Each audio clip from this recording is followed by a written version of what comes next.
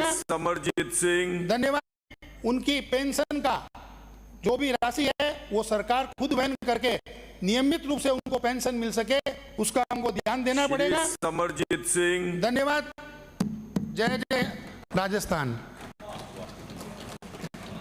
सभापति महोदय, आज बजट 2024-25 पे मेरे विचार व्यक्त करने के लिए आपने जो समय दिया उसके लिए आभारी हूं। कल ही राज्य का बजट पेश हुआ और सरकार की हिम्मत की दाद दूंगा कि सेंट्रल बजट से पहले आपने राज्य बजट पेश किया। शायद आपकी डबल इंजन की ताकत की दिखावा करना चाहते होंगे। उम्मीद करते हैं कि राजस्थान की जनता को इससे फायदा मिले। मैं पहले भी 10 साल रह के गया, 15 साल बाहर रहा हूं और फिर आया हूं विधानसभा में।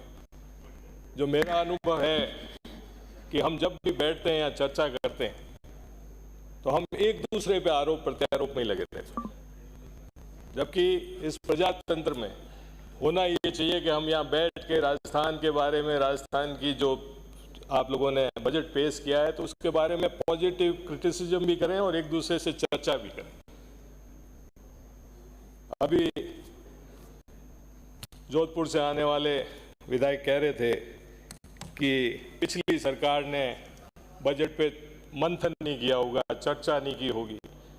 हम सब भूल जाते हैं कि बजट तैयार करने वाले अधिकारी तो वही के वही हैं जो हमारे समय थे और आपके समय भी वही के वही हैं। हम लोग इस चीज़ से बाहर नहीं निकलते, हम एक दूसरे पे आरोप प्रत्यारोप लगाते रहते हैं और असली मजा तो जो लेने वाले वही ले लेते हैं। मेरा निवेदन है आपसे कि प्रजातंत्र में खूबसूरती तभी होगी जब हम एक दूसरे को चेक एंड बैलेंस करें, अपनी बात कहें और सरकार की जिम्मेवारी बढ़ती है। आपको मौका दिया है जनता ने, अवसर दिया अगले 5 साल के लिए। हमें ये सोचना पड़ेगा कि राजस्थान में 5-5 साल से सरकारें क्यों बदल रही। कमियां रही होगी जब हम भी यहाँ आए, तो क्या आप हमें वो बता के आप भी वही कमियां वापस रिपीट करना चाहते हैं? ये सोचना चाहिए आपको। नहीं करेंगे ये तो सबको लगता है, बस पिछले 20-25 साल का रिकॉर्ड उखाड़ के देख लीजिए, यही चल रहा है और फिर समय चला जाता है और बातें रह जाती हैं। पर चलो, रोहित जी ने भी बहुत बजट की बात की। मैं इकोनॉमिक्स का स्टूडेंट हूँ नहीं, पॉलिटिकल साइंस का हूँ, तो मैं ज़्यादातर बात मेरे क्षेत्र की और जनता की बात ही करना चाहूँगा। मैं यहाँ पे वित्त मंत्री जी ने जो कोट किया था अमेरिकन एक्स प्रेसिडेंट रूजवेल्ट को कि the country will not be good place for any of us to live in unless we make it a reasonable good place for all of us to live in. हम सब के लिए रहने के लिए अच्छा वातावरण बने, अच्छी जगह बने, तो उसके लिए क्या करना चाहिए? वो सरकार का दायित्व है।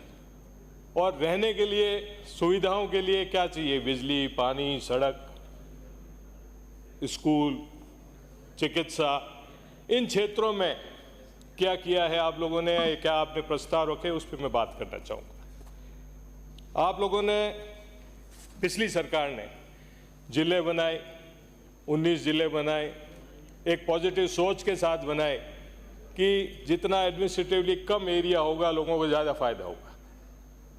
वो अलग बात है कि अब सरकार आने के बाद में आपने रिव्यू कमेटी बनाई है, उसके लिए मंथन करने की बात की है। इस बजट में उस बारे में कोई चर्चा की नहीं। मेरा निवेदन है कि आपने एक अच्छी बात भी कही है, 1 स्टेट 1 इलेक्शन। इसका मतलब मैं जब समझा हूँ वो ये है कि नगर पालिका, पंचायत राज एक साथ होने चाहिए और होने भी चाहिए। समय खराब होता है आपके उसके अंदर आचार संहिता में, पर इसको कैसे करोगे?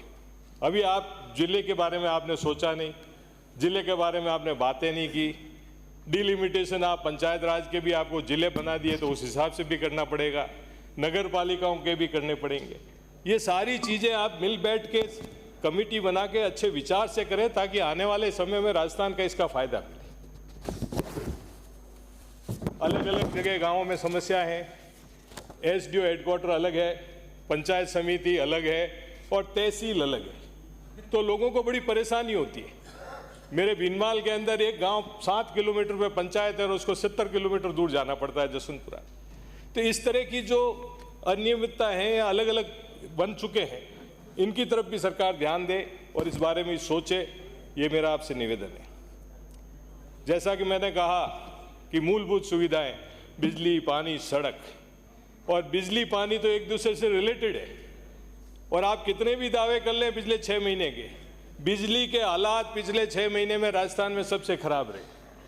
हमारे पास गांवों से बच्चों के फोन आते हैं, उन्होंने कहा हमने गुनाह कर लिया क्या कि हमको शाम को बिजली नहीं मिले, पढ़ने के समय नहीं मिले, गृहिणियों को उनके कामकाज के लिए बिजली नहीं मिले।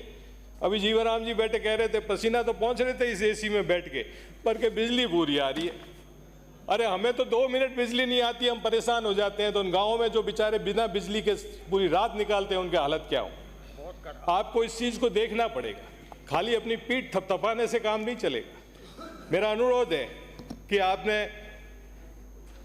एग्रीकल्चर कनेक्शन, हो सकता है हमारी सरकार ने 2016 से 22 तक के सारे कनेक्शन और डिमांड भरा के रख, अब हालात ये है कि डिमांड भरीज गए, लोगों ने अपने ट्यूबवेल खुदवा दिए पर सामान नहीं मिल रहा है, लोग भटक रहे हैं।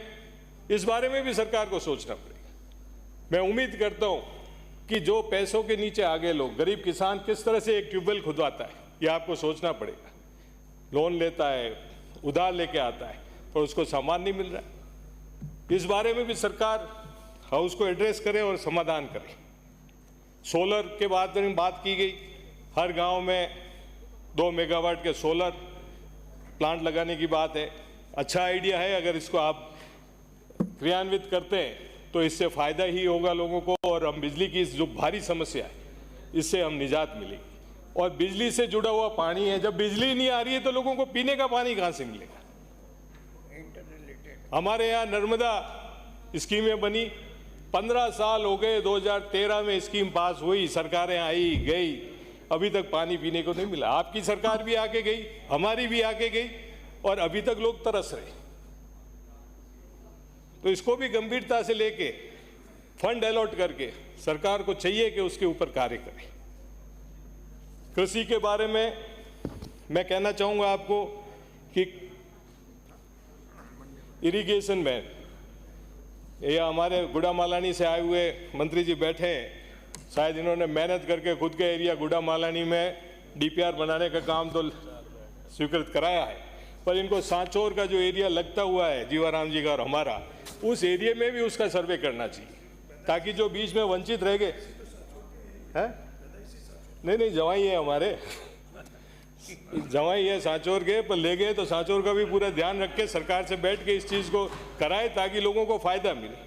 और सबसे बड़ी योजना जो माही योजना के लिए कई सालों से संघर्ष चल रहा है, माही का पानी पूरे गुजरात में खंबात की खाड़ी तक हमारा पानी उपयोग हो रहा है, और वहाँ फसलें लहला रही है और हम लोग प्यासे बैठे।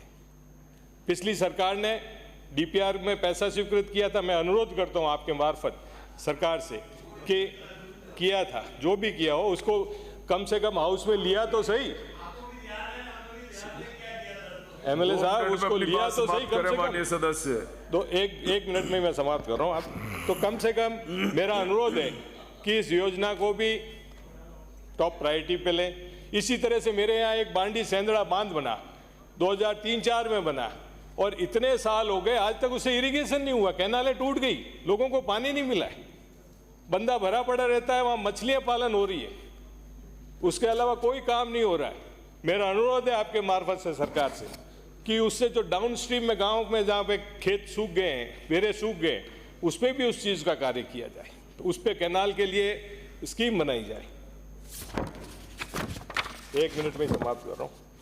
पीडब्ल्यूडी, वो कहते हैं ना मारवाड़ी में कि माँ मारो ब्याह ने माँ पुरस्कार, तो वित्त मंत्री जी, हाँ, तो वित्त मंत्री जी ने खुद के पीडब्ल्यूडी डिपार्टमेंट को बहुत अच्छा पैसा दिया, अच्छी बात है। पूरे राजस्थान में प्रस्तावित जो स्कीम्स हैं वो पूरी हो, और हम उम्मीद करते हैं कि अच्छे कार्य हों। परंतु इस सरकार की नाक के नीचे नेशनल हाईवे जयपुर से किशनगढ़ तक जो लोग परेशान हो रहे हैं, उप मुख्यमंत्री जी भी विराजे हैं, टोल लिया जा रहा है, लोगों से पैसा लिया जा रहा है, और लोग परेशान हो रहे, 4-4, 5-5 घंटे। सरकार है आपकी, ऊपर बात करिए और कम से कम इस चीज़ का समाधान किया जाए। ब्रिज बन रहे हैं, सही बात है, तो पैसा काहे का ले रहे हैं? उसके लिए भी कोर्ट को हस्तक्षेप करना पड़ेगा क्या? या आप लोगों को सोचना पड़ेगा? स्कूल के बाद एक सेकंड, इस एजुकेशन के बारे में भी निवेदन कर देता हूं कि आप लोगों ने कॉलेज एजुकेशन के लिए बात की, पीजी से यूजी करने की बात की, इसमें भी आप बिना राजनीति किए जो कॉलेजेस जहां वास्तव में डिमांड है, बहुत पुरानी डिमांड है, वहां पे पीजी कॉलेज खोली जाए। सेठ लोगों ने मेरे भीनमाल में बहुत 1960 में बनाई, वो अभी तक भी कॉलेज है खाली, उसको पीजी कॉलेज किया जाए। इसी तरह से सरकार ने जो स्कूल क्रमोन्नत की बात की, हमारी सरकार ने तो उच्च माध्यमिक स्कूलों को सभी को क्रमोन्नत कर दिया था, पर आपने वहां से 100 ही की है और नई स्कूल खोलने की 50 का ही किया है। मेरा अनुरोध है कि बच्चों की संख्या, शिक्षा को देखते हुए इन चीजों पे निर्णय किए जाए बिना राजनीति। जोशी, मैं आपने समय दिया इसलिए बहुत बहुत आभारी हूं, धन्यवाद।